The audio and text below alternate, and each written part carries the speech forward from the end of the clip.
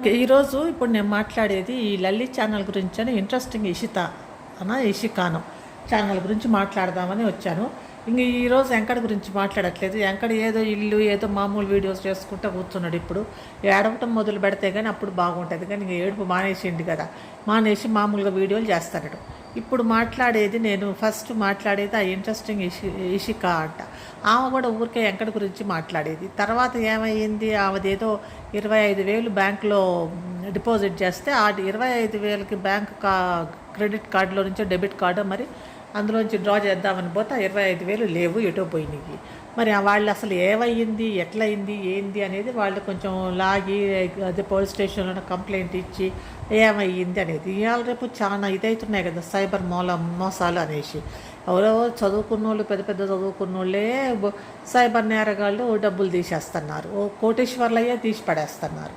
ఇంకా అట్లాంటిది ఈమె పోయి మరి అది చెక్కిందేమో. అందుకే డబ్బులు ఎక్కువ బ్యాంకులో పెట్టుకోకూడదు. బ్యాంకుల్లో డబ్బులు పెట్టుకుంటే ఇంకా అసలు ఎక్కడ దాచిపెట్టుకోవాలో లేదు. బ్యాంకుల్లో డబ్బులు పెట్టుకుంటే ఈ సైబర్ నేరగాళ్ళు ఎప్పుడైనా మనకి టక్కని ఇది తీసేస్తున్నారు. మనం చాలా జాగ్రత్తగా ఉండాలి. బ్యాంకుల్లో డబ్బులు ఉన్నప్పుడు మన డబ్బులు చాలా జాగ్రత్తగా ఉండాలి. లేకపోతే ఏదన్నా ఎఫ్డీ లాగా చేసుకొని పెట్టుకుంటే ఏదో ఒక 2 నెలలకో 3 నెలలకో ఊరికే మారుస్తూ ఉంటే అది అట్లా ఆ ఎఫ్డీని ఎవరు తీయరు కాబట్టి అది అట్లనే ఉన్నట్టు ఉంటుంది.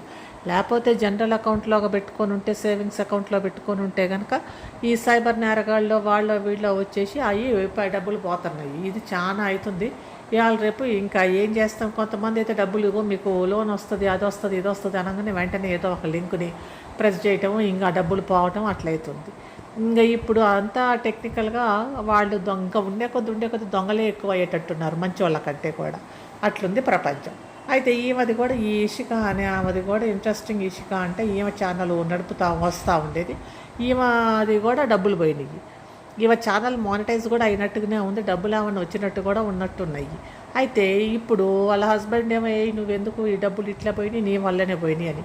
అది ఎవరి తప్పు కాదు. అది ఏమైందంటే ఏదో ఎట్లనో మిస్టేక్ అయ్యింది, తెలిసి తెలియక ఆ 25,000 పోయినాయి. అవి ఎట్లా తీసుకురావాలని ఆలోచించాలి. కానీ మూడు పనుల ఇంట్లో కూర్చొని గొడవ పెట్టుకుంటా ఇప్పుడు వాళ్ళ హస్బెండ్ తాగుతుండేమో, మరి ఆ తాగినందుకు 25,000 ఎప్పుడో అయిపోయి ఉంటాయి. కాబట్టి ఆయన కూడా 25,000 కోసం విడిపోతాం అనేది అది అంత ఇది కాదు. కాబట్టి కూర్చొని మాట్లాడి ఏం చేద్దాం, అసలు 25,000 మళ్ళీ వాపసు వస్తానికి ఏం చేద్దాం, లేకపోతే మళ్ళీ కష్టపడి మళ్ళీ సంపాదించుకుందాం అన్న దాంతో ఉండాలి. కానీ ఇంక ఎవరో లేదు తిన్నారు, ఏదో పేదవాడు, వాడు కూడా పేదవాడేలే, వాడికి దానం చేసినాం అనుకోవాల్సిందే. అట్లా అనుకొని ఇంకా మనం కంటిన్యూ కావాలి జీవితాన్ని. ఏదో దేవుడి కుండీలో వేసే బదులు ఆ పేదవాడు తిన్నాడు అన్నట్టుగా ఇంకా కంటిన్యూగా. అంతేగాని ఇంకా ఎట్లా సంపాదించాలా, ఏం చేయాలా అనేది యూట్యూబ్లోనే వీడియోలతో సంపాదిస్తూనే ఉండాలి. కానీ ఇంక ఏమయ్యిందో 25,000 కోసం వాళ్ళిద్దరు విడిపోవాల్సినంత స్టేజ్కి వచ్చేసిందంటే ఇంక ఏమయ్యిందో వాళ్ళది. ఇంకా ఇప్పుడు లల్లి గురించి మాట్లాడతాం. లల్లి అని ఆమె పాపం ఆమె స్ట్రగుల్ అవుతూ ఉంది, కష్టపడతా ఉంది. 2 పిల్లలు, భర్త చనిపోవడంతో 2 పిల్లలతోటి ఆమె స్ట్రగుల్ అవుతూ ఉంటే ఆమెని మెచ్చుకోక వాళ్ళ అన్నలు కానీ, వాళ్ళ అన్న కానీ, వాళ్ళ అక్క భర్త కానీ వాళ్ళందరూ నువ్వు అటు పోతున్నావు, నువ్వు ఇట్లున్నావు, నువ్వు అట్లున్నావు అంటే మరి ఆమె స్ట్రగుల్ అవుతుంది కదా. డబ్బుల కోసం డబ్బులు ఇచ్చేవాడు ఏ దేవుడైతే ఏముంది, ఇంత 4 ఫుడ్ పెట్టేవాడు దేవుడే కదా. ఫుడ్ పెట్టేవాళ్ళు ఎవరైతే ఉంది, హిందూ అయినా, ముస్లిం అయినా, క్రిస్టియన్ అయినా, ఏ గుడికి పోయినా ఏమీ లేదు. ఏ దేవుడైనా ఫుడ్ పెట్టే మన మంచి జరిగే వాళ్ళు అంతవరకే కదా మనకు కావాల్సింది.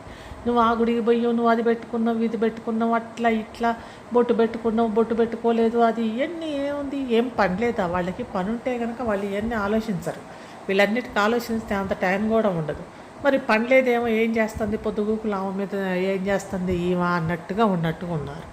కాబట్టి ఈమెను ఊరికే అది ఇది అని పిచ్చి పిచ్చిగా మాట్లాడటం, ఈమెని ఇంకా సహాయం చేయండి, చేతనైతే కొంచెం సహాయం చేయండి, నీకేమైనా సహాయం కావాలా ఏంది అని. అంతేగాని ఈమెను పట్టుకొని నువ్వు ఇది ఇట్లా అట్లా అనేసి గోల్ చేయటం, ఆమె మీద ఆమెని ఉన్నది ఒక్కదాన్ని అనటం, ఇట్లాంటివి చేస్తే కనుక బాధ అనిపిస్తుంది ఆమెకు కూడా. ఆమెకి 2 పిల్లల్ని, మరి వాళ్ళిద్దరు పిల్లల్ని వాళ్ళ అన్న కానీ వాళ్ళ బావ కానీ మేము ఇద్దరం పోషిస్తాం నీ పిల్లల్ని, నువ్వు మంచిగా బుర్కా వేసుకొని ముస్లిమ్స్ అన్నీ పాటించుకుంటే ఇంట్లోనే కూర్చో అని అంటే ఆమె కూర్చుంటుంది. వీళ్ళు పోయి తీసుకొచ్చి ఆమె రెంట్ కానీ, పాలు కానీ, వాళ్ళ స్కూల్స్ కానీ, వాళ్ళ ఫీజులు కానీ, వాళ్ళ బట్టలు, హాస్పిటల్ ఖర్చు అన్నీ భరిస్తే ఈమె కూడా కూర్చొని 5 సార్లు 10 సార్లు నమాజ్ చేసుకుంటే కూర్చుంటుంది. వాళ్ళు పోయి వాళ్ళ అన్నాను వాళ్ళ బావ పోయి పైసలు సంపాదించి తీసుకొస్తే బాగానే ఉంటుంది. ఇప్పుడు తీసుకురాక ఇప్పుడు అట్లా ఖర్చు ఎక్కువ అవుతుంది కాబట్టి వాళ్ళు వాళ్ళ ఫ్యామిలీని పోషించుకునేసరికే సరిపోతుంది.